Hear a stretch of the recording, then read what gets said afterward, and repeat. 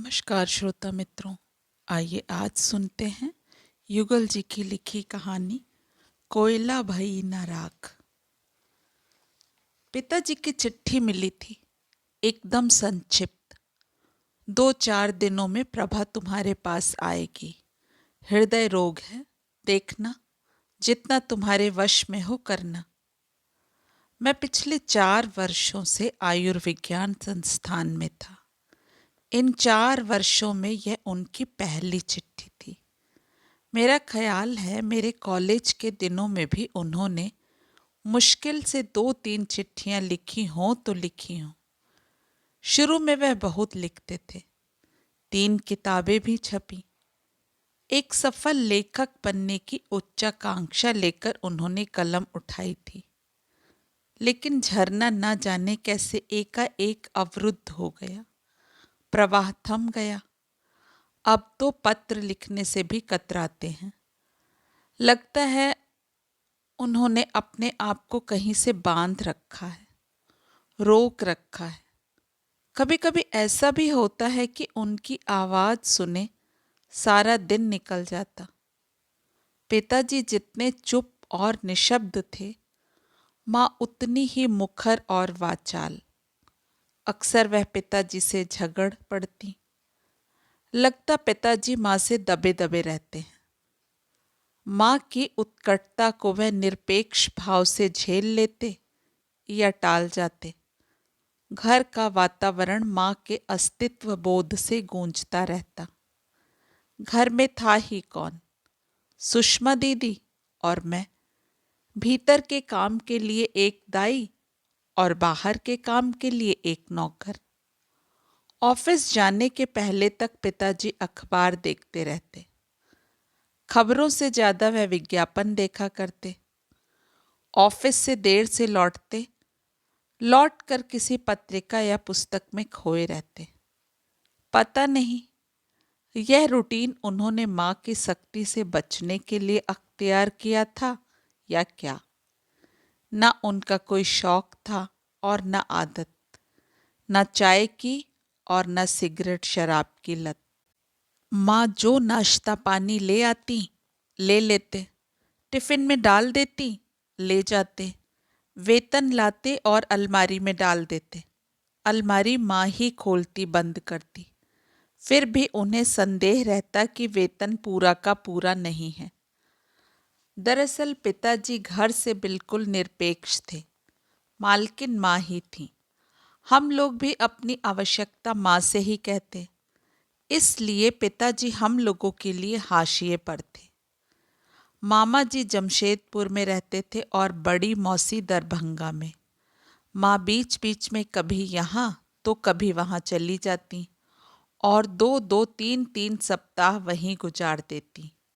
हम दोनों भाई बहन पिताजी की खामोशी और माँ की गैर हाजिरी के आदी हो गए थे। ऐसे में ही मैं डॉक्टरी पास कर दिल्ली चला आया था और 4 वर्षों बाद पिताजी की यह चिट्ठी आई थी कि कोई प्रभा है जिन्हें हृदय रोग है और जो मेरे पास दिल्ली आ रही हैं। प्रभा जी आई। कोई 50 की होंगी। खिला खिला रंग, चेहरे पर शांत सौम्यता, प्रतिभा का उजास, प्रौढ़ावस्था और रुग्ण होने पर भी सुंदर थी। जब मैं अस्पताल चला गया था तो वह मेरे पीछे क्वार्टर में आई थी। अभी अंदर ही थी, मेरी पत्नी से बात कर रही थी। मुझे देखकर उठ खड़ी हुई। डॉक्टर, मैं आ गई हूँ, पहचाना? मैं उनकी ओर देखता रहा। उन आंखों में मार्मिक गहराई थी, करुणापूर्ण गंभीरता थी, हार्दिक ठहराव था। मैं नमस्ते की सामान्य औपचारिकता भी नहीं निभा सका। मेरे मुंह से निकला, जी आप प्रभा जी? उन्होंने पत्र में मेरा नाम लिखा था, इससे। लेकिन और कभी क्या नहीं देखा कहीं? वह अनौपचारिक और पारिवारिक हो रही थी। मैं अपनी स्मृति पर बल देता हुआ बोला, लगता तो है कि कहीं कभी देखा है। सुषमा की शादी में तुम्हारे घर गई थी और सहसा वह उदास हो आई।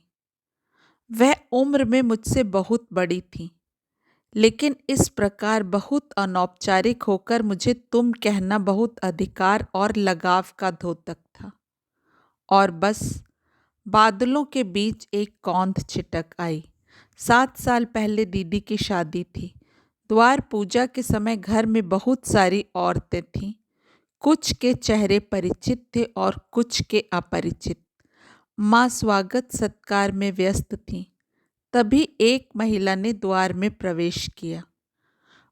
अभिमन्यु चाचा ने, जिनको हम लोग मनु के नाम से ही ज़्यादातर पुकारते थे, आदर पूर्वक उनके पैर छुए और आदर के साथ उन्हें अपने कमरे में ले गए।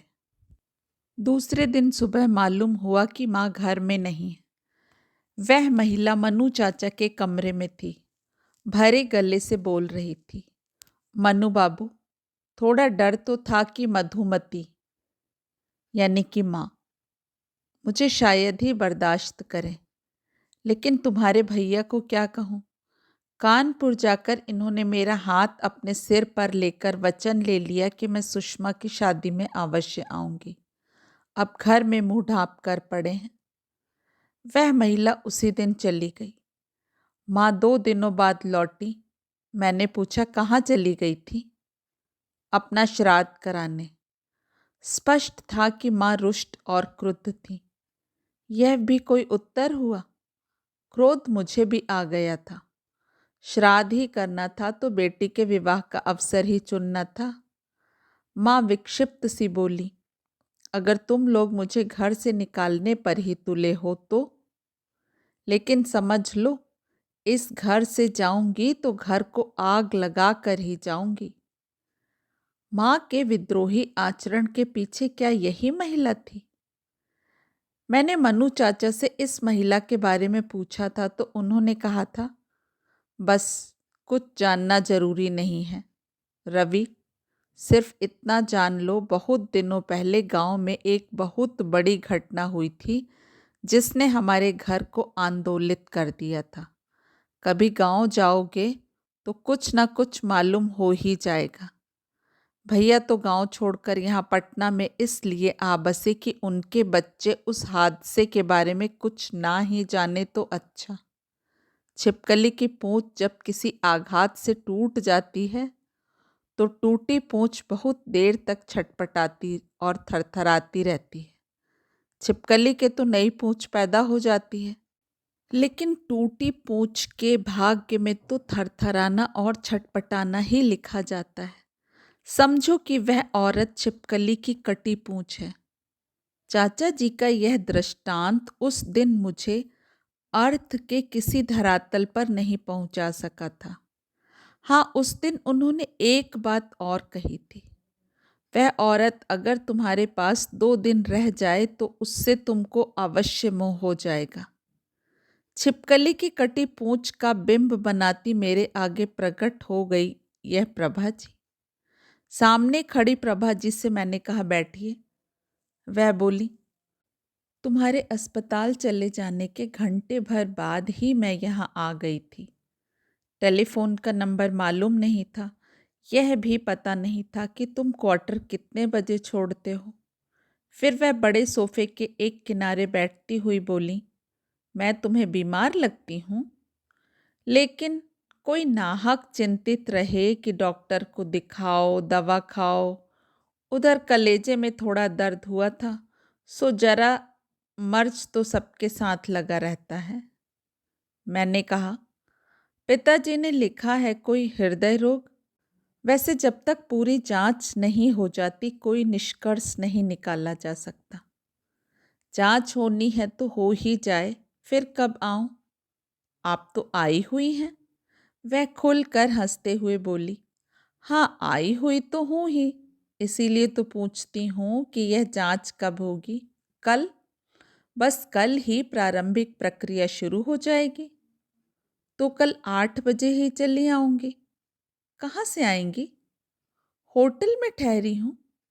पिताजी ने लिखा था आप यहाँ आ रही हैं मेरे पास। इस पर वह कुछ नहीं बोली। उनके चले जाने के बाद पत्नी ने बताया, इतने सारे फल और मिठाइयाँ ले आई हैं, मेरे लिए कपड़े और ये अंगूठी और कानों के टॉप्स।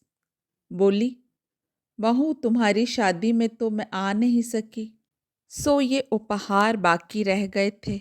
मैं तुम लोगों से मिलने का अवसर ढूंढ रही थी। फिर पूछती रही, विवाह से पहले रवि से परिचय था?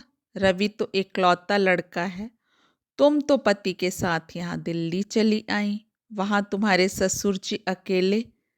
इस पर मैंने कहा, सासू जी हैं।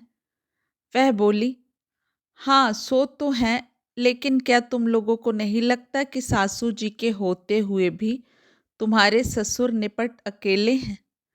कहते कहते उनका स्वर थरथरा गया।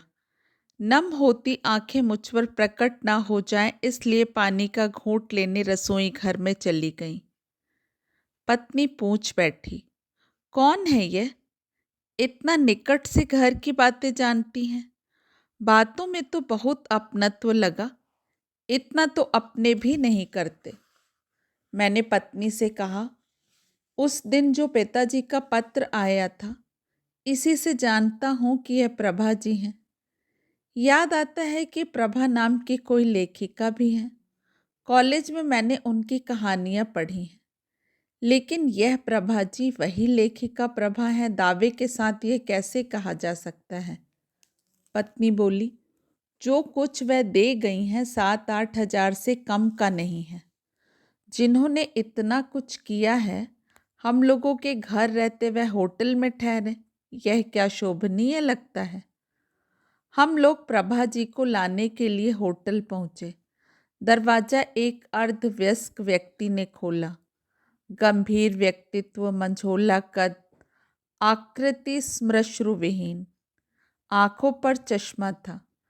किसी पत्रिका के पन्नों के बीच उंगली डाले वह सामने खड़े थे। आंखों में सवाल कि कहिए क्या चाहिए। मेरे मुंह से निकला, प्रभा जी। ओ आइए, अंदर आइए। प्रभा जी बगल के कमरे में हैं। मैंने अपना परिचय दिया, मैं रवि नंदन। अच्छा अच्छा, डॉक्टर साहब आ गए तो ठीक ही हुआ। हम लोग बैठ गए तो उन सज्जन ने कहा, डॉक्टर साहब, आदमी अपने को धोखा दे सकता है, लेकिन क्या वह रोग को भी धोखा दे सकता है? नहीं, रोग को धोखा कैसे दिया जा सकता है? आदमी धोखे में रहता है, मुगालते में रहता है कि उसे जो कुछ हो रहा है बस यूं ही हो रहा है, लेकिन भीतर कितना गड़बड़ है यह तो जांच के बाद ही पता चलता है। लेकिन प्रभा जी को 2-2 बार अटैक हो चुका है। ना वह खुद धोखे में है और ना मुगालते में। वह हमें धोखा दे रही हैं। आपने बहुत रोगियों का इलाज किया होगा, क्या कभी कोई ऐसा रोगी मिला जो मरना चाहता हो? मरना चाहने वाला डॉक्टर के पास नहीं आता। प्रभा जी ही कहाँ आ रही थी, वह तो आपके पिताजी। तभी प्रभा जी अंदर आई। अरे तुम लोग यहाँ अभी? मैं बोला, जी आपको लिवा चलने के लिए ही हम आए हैं। हम लोगों के रहते आप होटल में रहें, यह क्या शोभनीय है? सब शोभनीय है, जो जहाँ के लायक है वहीं ठीक है। लगा वह सहसा अपने प्रति निर्मम और कठिन हो चली हैं। जी नहीं, यह ठीक नहीं है। सब कुछ आप ही की इच्छा के अनुसार नहीं होगा। आखिर हम लोग भी तो कोई हैं। इस पर क्या हुआ कि वह मेरी कलाई पकड़कर खींचती हुई बाथरूम के अंदर ले गई। वहाँ वही एकांत स्थान था। बाथरूम का दरवाजा अंदर से बंद करके वह विगलित होती हुई बोली, कौन है तू मेरा? बोल। मैं इस सहसा विक्षेप के लिए तैयार नहीं था। भौचक्का होकर उनकी ओर देखता रहा। उस महिमामयी महिला के आगे मेरा डॉक्टरपन एकदम बौना हो आया था। उन्होंने मुझे तुम कहा, तू कहा। उनकी उन आंखों की दृष्टि में जो सुलभ ममतत्व और वात्सल्य था, वह झेर झेर मुझ पर बरस रहा था। वह बोल रही थी, मैं कौन हूँ, तू कितना जानता है? किस अधिकार से ले जाने को आया है? मैं तो कुछ नहीं जानता। पिताजी ने आपके बारे में लिखा था। देख रवि, ये रिश्ते नाते संबंध सब मन के हैं, मानने के हैं। मन है तो कोसों दूर का आदमी भी अपना, पत्थर भी देवता। संबंधों की समरसता यही है। शरीर को मरते कितनी देर लगती है, लेकिन यह भी सच है कि मन इस शरीर में ही रहता है।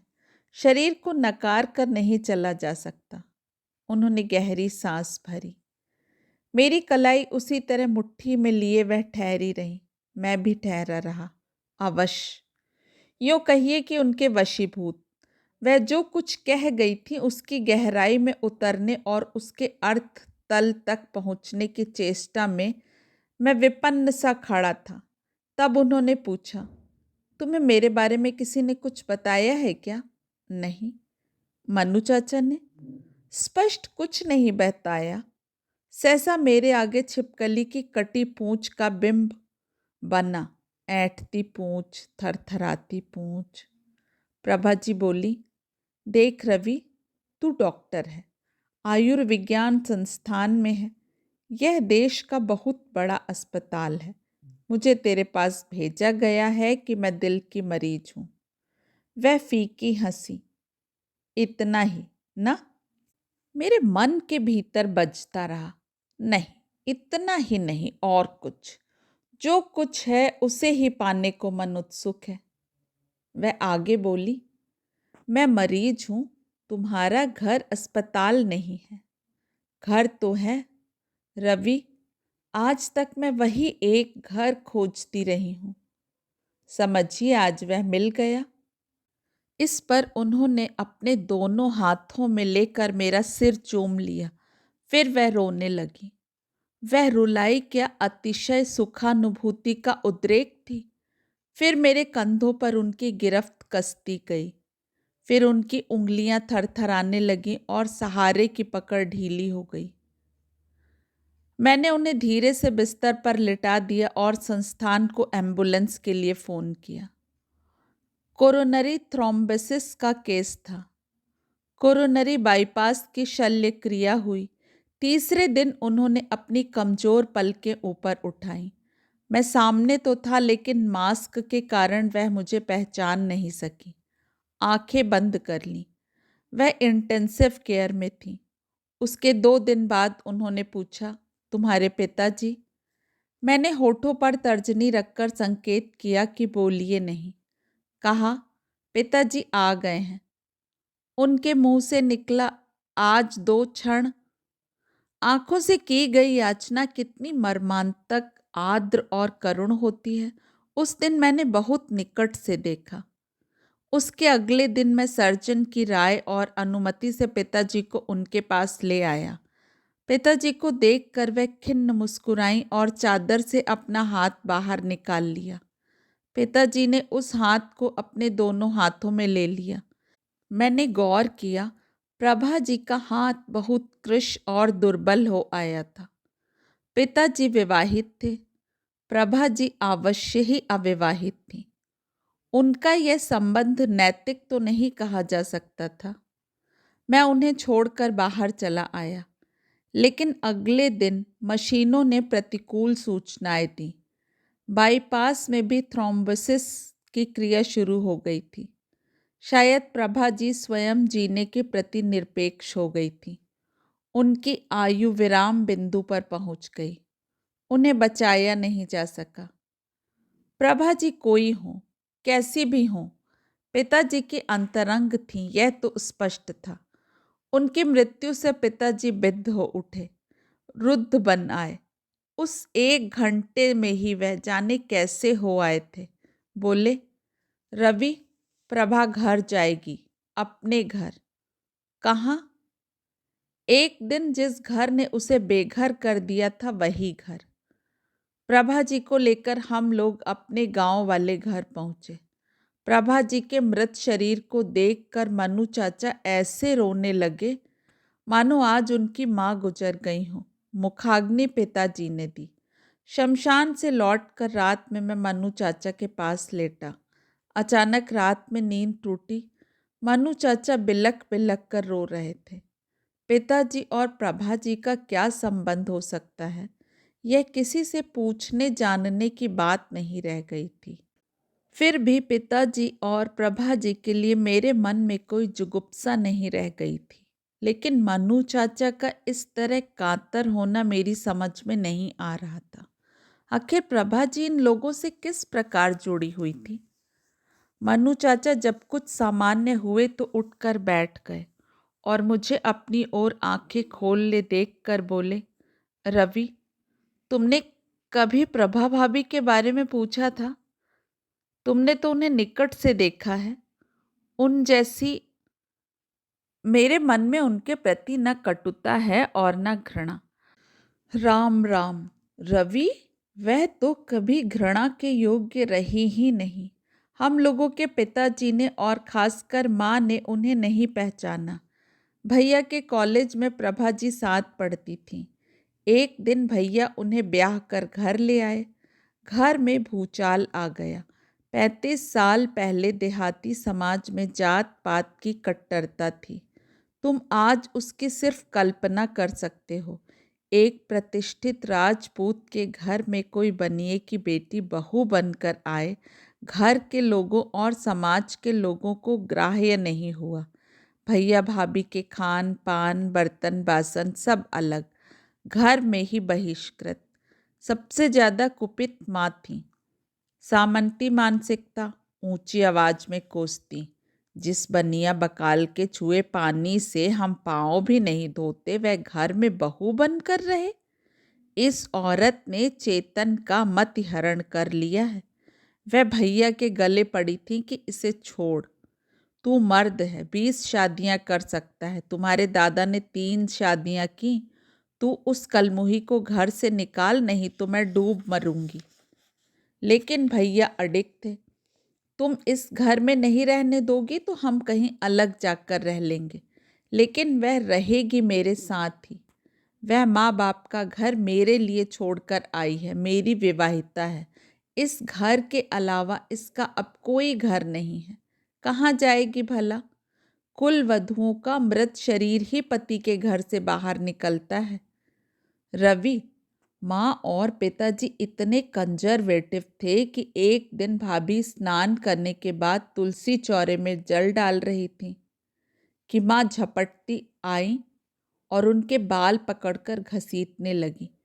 निकल, इस घर से निकल, बेहया, जहाँ जाना हो जा। भैया अपनी कोठरी से बाहर निकल आए और माँ से भाभी को छुड़ाकर बोले, चलो प्रभा, यह घर नरक बन गया है, अब हम यहाँ नहीं रहेंगे। माँ चिल्लाई, चेतन, तू इस औरत के लिए यह घर छोड़ देगा, माँ बाप को छोड़ देगा? तुमने इस घर से कदम निकाला तो मैं डूब मरूंगी। भैया भी तैश में थे। उनके मुंह से निकला, डूबना चाहती हो तो तुम्हें रोक तो नहीं रहा। और रवि, माँ झटके से गई और पिछले खंड के कुएं में छलांग लगा दी। कुछ क्षणों में क्या से क्या हो गया। माँ को कुएं से निकाला गया, लेकिन उनके तेवर वही थे। यह इस घर से नहीं निकली तो मैं जहर खाकर जान दे दूंगी। उसी रात भाभी कहीं चली गई, कुछ पता नहीं चला। रात में ही मल्लाह को कुएं में उतारा गया। पड़ोस के दोनों कुओं में भी आदमी उतारे गए। नदी में जाल डाला गया, लेकिन भाभी तो इस घर के जंजाल से निकल गई थी। मेरे मुंह से निकला और उन्होंने दूसरी शादी कर ली। मनु चाचा कुछ देर चुप रहे, अंतर बोले, प्रभा भाभी न स्वर्ग की रहीं और न नर्क की। 3 साल तक भैया भाभी को ना जाने कहाँ कहाँ खोजते रहे। तब इस घर में तुम्हारी माँ आई, सुषमा पैदा हुई, तुम पैदा हुए। लेकिन भैया की सारी मुखरता प्रभा भाभी के साथ जो गई सो गई। तुम्हारी माँ का अक्खड़ स्वभाव उन्हें किनारे करता गया। फिर भैया एक दिन कानपुर से लौटे, परेशान और उखड़े उखड़े। आधी रात में मैंने देखा वह बाहर बरामदे में इधर से उधर चहलकदमी कर रहे हैं। कुछ भीतर था, जो उन्हें चैन नहीं लेने दे रहा था। मैंने टोका, भैया।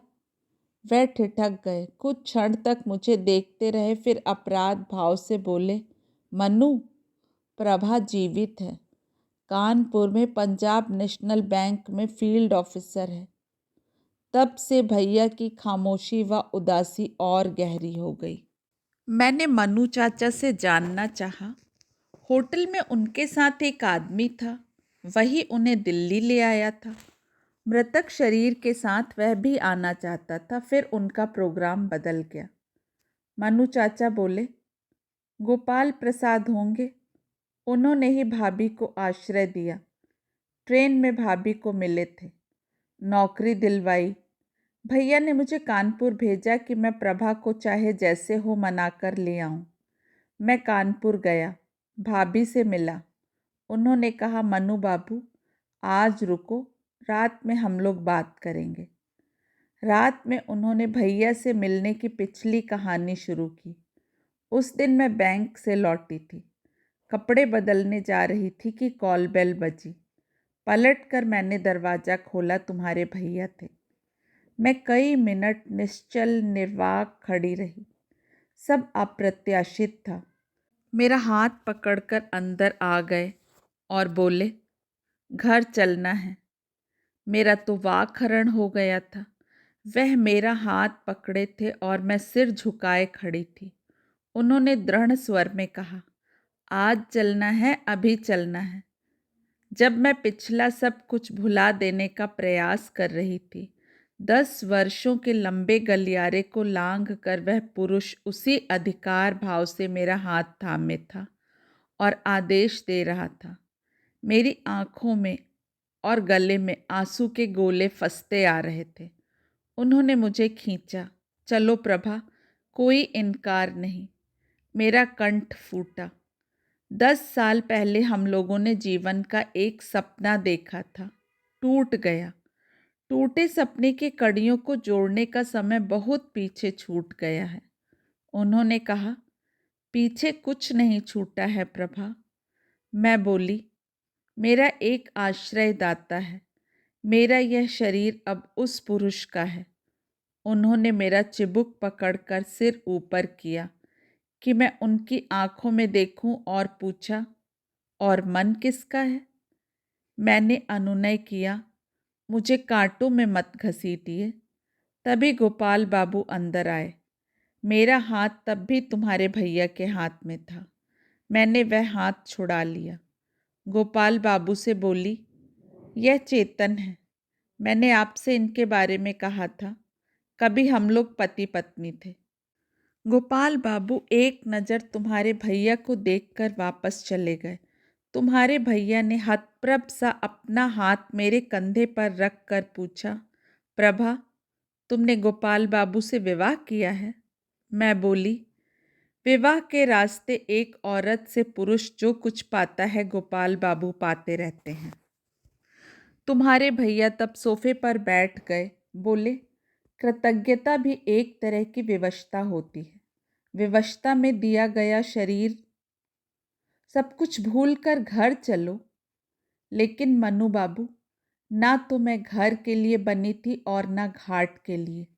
गोपाल बाबू ने तो मुझे मुक्त करके कहा था, तुम जाना चाहो तो मेरी ओर से कोई बाधा नहीं।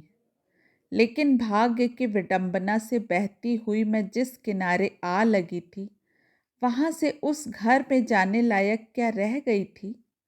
तुम्हारे भैया की उदारता महानता को छूती है। गोपाल बाबू भी कम उदार नहीं हैं। तुम्हारे भैया महीने 2 महीने पर आ जाते हैं, 2-3 दिन ठहरते हैं। वही भाव, प्रेम की सहृदय मूर्ति। कई बार मन ने कहा, लौट चलो प्रभा, लेकिन उस घर में लौटने पर घर की शांति समाप्त हो जाती। मधुमती मुझे बर्दाश्त नहीं करती। मनु बाबू, औरत की देह पुरुष के लिए सदा काम में रही है, मांग की वस्तु रही है, अभ्यर्थनीय रही है। लेकिन उन्होंने मेरी देह की कभी कामना नहीं की। कहते, तुम्हारे पास में कोई देह की कामना से नहीं आता। देह तो मधुमती से मिल जाती है, लेकिन तुम्हारे पास आकर जो मन की शांति मिलती है वह मरु में भटकते थके मुसाफिर के लिए ओएसिस का सुकून होता है। मनु बाबू, मैं वह पुच्छल तारा हूँ जो ग्रहों के बीच पड़ी हूँ। मेरे मन की शांति छिन गई है। समझो, एक गीली लकड़ी जो जल रही है, जो न कोयला हुई और न राख ही हो रही है। मनु चाचा बोले, रवि, आज भाभी की देह राख हो गई, पर वह इस घर में जब लौटी तब बोध देने वाले इंद्रिय बोध के पार जा चुकी थी। देहातीत जो अघट 35 साल पहले इस घर में हुआ वह नहीं होता तो प्रभा भाभी के गर्भ से क्या तुम ही पैदा नहीं हुए होते? मेरी आंखें जाने क्यों नम हो आई थी। दोस्तों, आशा करती हूँ कहानी आपको पसंद आई होगी। जल्द ही फिर मिलेंगे एक नई कहानी के साथ। आप सभी का समय शुभ हो। नमस्कार।